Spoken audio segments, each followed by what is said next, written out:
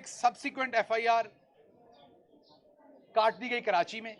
उस एफआईआर के ऊपर जो प्राइम मिनिस्टर ऑफ पाकिस्तान मौजूदा हैं, उन्होंने जो फैक्ट फाइंडिंग टीम बनाई थी, उनकी 570 पेजेस की या 590 पेजेस की जो रिपोर्ट है, वो पेज नंबर 30 ऑनवर्ड और एनेक्चर 55 में बड़ी डिटेल में बात करते हैं कि वो एफआईआर किसने दर्ज करवाई, किस तरीके से दर्ज करवाई, किसने मेरा नाम दिया, किसने अरशद शरीफ शहीद का नाम दिया, किसने अमाद यूसुफ का नाम दिया। क्योंकि वो वायलेशन थी और जानते बूझते वायलेशन थी, तो उस केस को जो सब्सिक्वेंट एफआईआर थी उसको जुडिशियल मजिस्ट्रेट साहब ने कैंसिल कर दिया।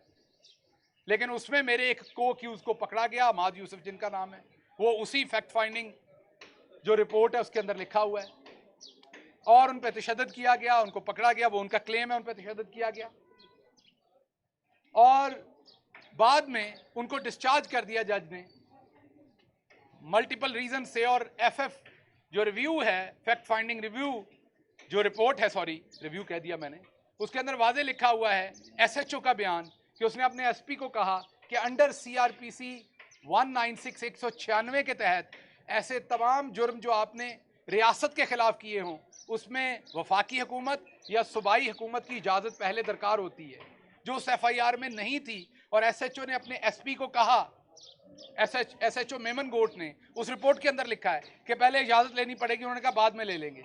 सो इस प्रीटेक्स्ट पे और सुगरा बीबी के प्रीटेक्स्ट पे वो मेरे ख्याल में एफआईआर वहां पर कैंसिल होगी। अब आपको पता है कि अरशद शरीफ शहीद को मुल्क से जाना पड़ा इसी एफआईआर के फौरन बाद।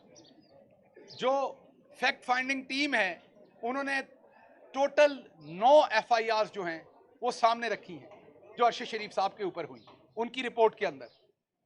उनमें 6 एफआईआर मई के महीने में हुई, एक एफआईआर शायद उससे पहले हुई थी, और फिर 2 से 3 महीने के वक्फे के बाद ये एफआईआर हुई जो अगस्त की 9 तारीख को हुई, जिसके फौरन चंद घंटों के बाद उन्होंने मुल्क छोड़ दिया। और फिर एक सब्सिक्वेंट एफआईआर जाके कराची में हुई। सो फैक्ट फाइंडिंग टीम ने यह वाजे किया कि कंपेलिंग रीजन लगता है जो उनके ऊपर क्रिमिनल केसेस किए गए, और उसमें बड़ी सारी बातें, मैं उनके मेरिट्स पे नहीं जाऊंगा, लेकिन ये उसमें बड़ा वाजे लिखा हुआ है कि कंपेलिंग रीजंस में ये जो केसेस किए गए ये भी थे, जिसकी वजह से इवेंचुअली उनकी शहादत हुई। तो हम अब क्योंकि मैटर सब्जुडिस है सुप्रीम कोर्ट के सामने, सुप्रीम कोर्ट के सामने फैक्ट फाइंडिंग टीम की फैक्ट फाइंडिंग रिपोर्ट भी जमा हो चुकी है।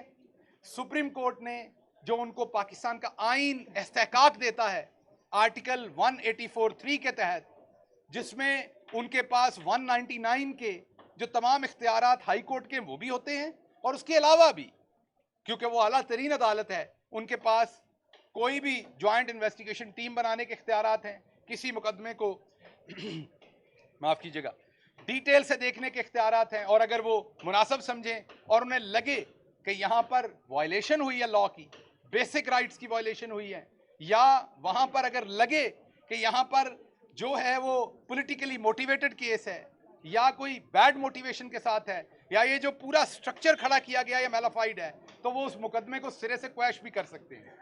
इसी बुनियाद पर हमने अदालत के सामने, आज मेरे वकील मौजूद नहीं थे, मैंने ज़ाती तौर पर बात की, क्योंकि वकील के थ्रू बात करना मेरा एक आईनी हक है, तो मैंने ऑनरेबल जज साहब से ये रिक्वेस्ट की है कि वो हमें एक तारीख दें, ताकि आज मेरे वकील मौजूद नहीं थे, वो अगली पेशी पे आएँ और डिटेल में आर्गूमेंट करें इस चीज़ के ऊपर कि जब ये मैटर ऑलरेडी सब्जुडिस है सुप्रीम कोर्ट के सामने, तो फिर वहाँ से पहले जो ज्वाइंट इन्वेस्टिगेशन टीम की रिपोर्ट है या सुप्रीम कोर्ट ऑफ पाकिस्तान का जो फैसला इस पे आना है, उसको पहले देख लिया जाए in the best interest of law. लेकिन क्योंकि हम अदालतों का एहतराम करते हैं, ये अदालत जो भी फैसला देगी, मरियम सफदर हम हैं नहीं कि धमकियां दे, हम सर नीचे करके हम उस फैसले को मानेंगे। हम इस अदालत का वैसे ही एहतराम करेंगे जैसे किसी और अदालत का एहतराम करते हैं। थोड़ा सा साइड कर दें। सो ये एक साइड हो गई कि किस तरीके से ये तमाम, उसके बाद दर्जनों केसेस मेरे ऊपर किए गए, जो मैं मुख्तलिफ अदालतों में गया और वहां से इंसाफ लेने की कोशिश की। उसके बाद कस्टोडियल टॉर्चर का ये जो सारा मामला शुरू हुआ है, ये मेरे पे शुरू हुआ एलिजिडली, मैं बार बार कह रहा हूं कि मैंने रियासत के एक अदारे में बगावत करवाने की कोशिश की। मैंने तो नाम नहीं लिया था, मेरे पे इल्जाम था और मुझे उसकी वजह से रंधा फेरा गया। लेकिन आपके डिफेंस मिनिस्टर ने 2 रातें पहले शाहजेब खानजादा के शो के अंदर ये डायरेक्टली कह दिया। मैं उनके लफ्ज कोट कर रहा हूं, मैं खुद से नहीं कह रहा। उनके जो लफ्ज हैं वो ये हैं, जब वो जनरल फैज और जनरल बाजवा की रिटायर्ड दोनों जनरल साहबान उनकी बात कर रहे थे कि कोर्ट मार्शल होना चाहिए कि नहीं, तो उन्होंने कहा कि जनरल फैज साहब को या आर्मी के ऑफिसर्स को अगर गैर कानूनी ऑर्डर है तो वो नहीं मानना चाहिए। मेरे पे अलेज किया गया, मैंने नाम नहीं लिया किसी इदारे का, मैंने किसी दिफाई इदारे की बात नहीं की थी। मेरे पे अलेज करके, क्योंकि मैं एक आम आदमी हूं, क्योंकि मैं अशराफिया से नहीं हूं, क्योंकि मेरे पास सिफारिश नहीं है, क्योंकि मेरे बड़ी बड़ी जगहों पे कांटेक्ट नहीं है, क्योंकि मेरे पास बड़े बड़े वकीलों को देने की फीस नहीं है, क्योंकि मेरे पास पूरे के पूरे टेंटिकल्स नहीं है, क्योंकि मैं रात को मैसेज करके हारा हुआ हल्का जीत नहीं सकता ख्वाजा आसिफ की तरह, क्योंकि मेरे बाप दादा सियासत के अंदर नहीं है, क्योंकि मैंने मिलें और फैक्ट्रियां नहीं बनाई हुई, क्योंकि मैंने गोल्फ कोर्सेज के ऊपर कब्जे करके हाउसिंग अथॉरिटीज नहीं बनाई, क्योंकि मैंने किकबैक्स नहीं ली, क्योंकि मैंने अपने डीसी एसी अपनी मर्जी के नहीं लगवाए, क्योंकि मैं एक माफिया का हिस्सा नहीं हूं। इसलिए मैंने तो नहीं कहा और मेरे ऊपर केस बना के पिछले 8 महीने से मुझे रगेदा जा रहा है। और उसने बबांगे दोहल टेलीविजन के ऊपर कहा, जो हमारा डिफेंस मिनिस्टर, और यही नहीं कहा, मैं रिपीट नहीं करूंगा वो अल्फाज क्योंकि मुझे अपने इदारों से प्यार है, लेकिन इसी शख्स ने पार्लियामेंट के फ्लोर के ऊपर हड्डियों और गुदे का एक बयान दिया था। इन्हीं के एक्स स्पीकर ने एक बयान दिया था, मैं वो रिपीट भी नहीं करूंगा क्योंकि वो मेरे मुल्क की शान के खिलाफ है। इन्हीं के एक एक्स स्पीकर ने पार्लियामेंट के अंदर बयान दिया था हमारे इदारों के खिलाफ। इनको तो कोई नहीं पूछता, इनके ऊपर पता नहीं कौन सा, पता नहीं सीआरपीसी कोई और है, पता नहीं इनके ऊपर आइन के आर्टिकल कोई और है, पता नहीं हमारे ऊपर आइन के आर्टिकल को और है। फिर लगता कि हैं और बिकॉज हम आम लोग हैं, क्योंकि हम आम आदमी हैं, जो आइन में नहीं भी लिखा हुआ वो हम पे इंप्लीमेंट करना है, क्योंकि हमारी आवाज नहीं है, क्योंकि हमारे साथ जो भी कर लो उसका कोई नतीजा नहीं भुगतना पड़ना कल को।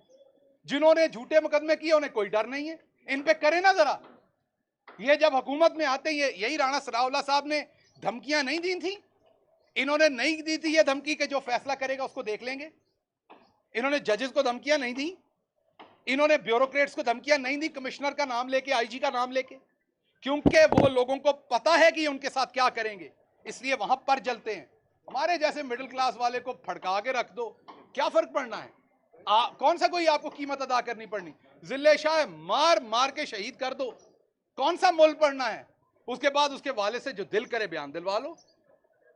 सलाम है उस वालिद को, सलाम है उस मां को जिसने अपने मीगर हालात के अंदर एक बेटे को परवान चढ़ाया, जो एक स्पेशल चाइल्ड था, दूसरे लफ्जों में मैं कहूंगा दरवेश था, सबसे मोहब्बत करने वाला था, और उसको वतन पे निछावर कर दिया और फिर उफ नहीं किया। अपनी मजबूरियों की वजह से जो उन्हें स्टेटमेंट देनी पड़ी वो भी आपके सामने है, जो उसकी रिपोर्ट है वो आपके सामने है, क्या कुछ हुआ है। लाहौर की पुलिस ने उस बच्चे के साथ क्या किया है वो आपके सामने है। तो इसलिए मैं सिर्फ चीफ जस्टिस ऑफ पाकिस्तान साहब के सामने ये बात रखना चाहता हूं कि आपको पाकिस्तान की मिडिल क्लास के लिए खड़ा होना पड़ेगा। आप नहीं खड़े होंगे तो और कोई खड़ा नहीं होगा। अगर तो मेरा जुर्म था जिसने कोई नाम भी नहीं लिया था, तो फिर ख्वाजा आसिफ क्यों दंदनाते हुए खुले फिर रहे हैं? क्या उन्होंने बगावत नहीं करवा रहे? वो क्या वो सबक नहीं दे रहे? वो तो नाम लेके कह रहे हैं। मैंने तो उस इदारे के बारे में ना नाम लिया था ना बात की थी। तो इसलिए एक तो ये बात। दूसरी बात मैं शोएब शेख के बारे में कहूंगा। बहुत सारे लोगों को शायद नहीं पता कि वो एक छोटे से घर में कराची में एक बहुत गरीब फैमिली के अंदर वो शख्स पैदा हुआ। वो मेहनत करके स्कॉलरशिप इसलिए लेता था कि शायद घर वालों के पास फीस के पैसे ना हो अच्छे स्कूल में पढ़ाने के, तो वो स्कॉलरशिप लेता था ताकि फ्री पढ़ता जाए। उसने इस मुल्क का नाम रोशन किया आईटी में, और उसके खिलाफ कोई मुद्दई नहीं है, उस पर भी केस बना दिया गया, सिर्फ इसलिए कि वो अपनी आवाज रखना चाहता है, सिर्फ इसलिए कि वो इंडिपेंडेंट बात करना चाहता है। जब से बोल टीवी आया, पाकिस्तान के चैनलों ने उसे एक्सेप्ट नहीं किया। आपको पता है 3-4 साल तो उसको हिस्सा ही नहीं बनने दिया चैनल्स का। तो जो माड़ा बंदा है वो तरक्की कर ले तो तब भी ये नहीं मानते। हमारे एक दोस्त लाहौर में कहते आप किधर से मिडिल क्लास हैं, आप किधर से मिडिल क्लास है। वो बार बड़ी तकलीफ है उन्होंने कि मैं अपने आप में मिडिल क्लास कहना है। भाईजान गड्डी ले लैण नाल या चंगे थां ते घर लैण नाल तुसी मिडिल क्लास तो नहीं निकलते। पूरी की पूरी माफिया हो आपकी, अरबों रुपया। जब तक आपके पास अरबों रुपया नहीं, आप मिडिल क्लास ही हैं। आप पे एक केस पड़ जाए ना, जो आप वक्तियां देते हैं ना बैठ के, अल्लाह ना करे आपके साथ ये हो, और अगर हुआ तो आपके साथ खड़ा होगा।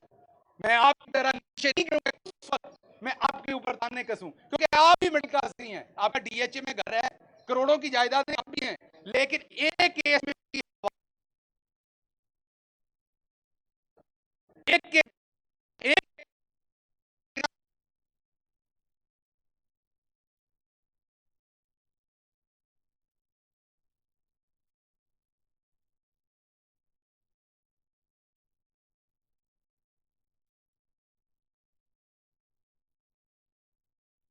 वरना हम डिफरेंट साइड पे निकल जाएंगे। मीडिया हमारा साथ दे, इसमें मीडिया हमारा साथ दे।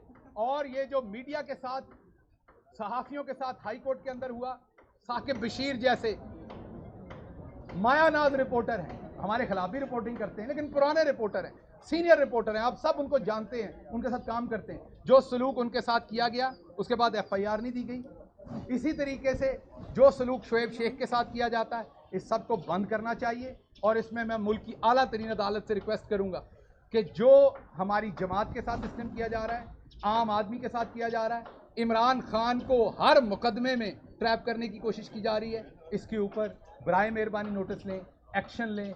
ये ना हो कि जुल्म के अंदर लोग पिसते रहें और बहुत देर हो जाए।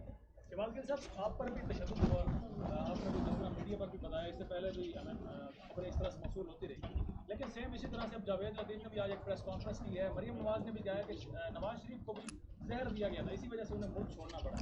उस वक्त भी उनके साथ रवैया पीटीआई हुकूमत में। देखिए, बात यह है कि मरियम सफदर साहबा का ये हक है, इस्तेहकाक है कि वो अपने वालिद के बारे में कोई भी बात करें। मेरी तशद्दुद के साथ ये जबड़े की हड्डी तोड़ी गई है। आप मुझे अभी किसी लैब में ले जाएं, आपको एक्सरे में नज़र आ जाएगी तोड़ी गई है कि नहीं। डॉक्टर का सारा रिकॉर्ड मौजूद है कि तोड़ी गई है। तो जब उनके वालिद वहाँ गए थे, तो अगर आपको कोई जहर दी जाए, मैं ये नहीं कह रहा नहीं दी जा सकती, दुनिया में ऐसे काम होते हैं, अगर उनको जहर दी गई तो रिपोर्ट करवा लेते, सामने आ जानी थी बात। उन्होंने, वो लंदन में थे, उन्होंने क्यों नहीं रिपोर्ट करवाई? अगर करवाई है तो सामने ले आए। मेरे ख्याल में तो नैब की कस्टडी में नहीं थे जब वो बाहर गए थे, वो जेल में थे, और वहाँ मैं उन्हें मिल के आया था, वो दुरुस्त हालत में थे। लेकिन अगर फिर भी उनकी कोई एक्विजिशन है तो उसे इन्वेस्टिगेट करवा लेते। अच्छा गिल साहब, ये बताएं कि जिले शाह पे जो तशद्दुद हुआ है, इस तरह हमने 25 मई को देखा है, फिर आपकी हुकूमत भी आई पंजाब में, तो जितने पुलिस वाले थे उनको किसी को भी सज़ा नहीं दी गई, तो अभी जिले शाह को फिर दोबारा शहीद कर दिया गया। तो अब अगर आप लोगों की हुकूमत आती है तो आप लोग क्या करेंगे? देखिए, मैं बड़ा मायूस हूँ, मैं आपको सच बताऊँ। ये अगर तो हमें पूरी तरह से एम्पावर करके हुकूमत आई तो हम कर सकेंगे, अगर कमज़ोर हुकूमत आई तो मुश्किल होगा, क्योंकि यहाँ की अशराफिया ने पंजे गाड़े हुए हैं। अशराफिया एक दूसरे को बचाती है, वरना मॉडल टाउन का इंसाफ ना हो जाता, वरना दूसरी चीज़ों का इंसाफ ना हो जाता। इसलिए ये जहन में रखिए कि हमें एक नए सोशल और अदालती कॉन्ट्रैक्ट की ज़रूरत है, जिसमें हम बड़े और छोटे को बराबर डील करें, एक जैसी सज़ाएं दें। फिर इन जानवरों ने बंद होना है, वरना ये जो पुलिस के अंदर हमने काली भेड़ें भर्ती कर रखी हैं, इन्होंने लोगों के साथ ऐसे ही करना है।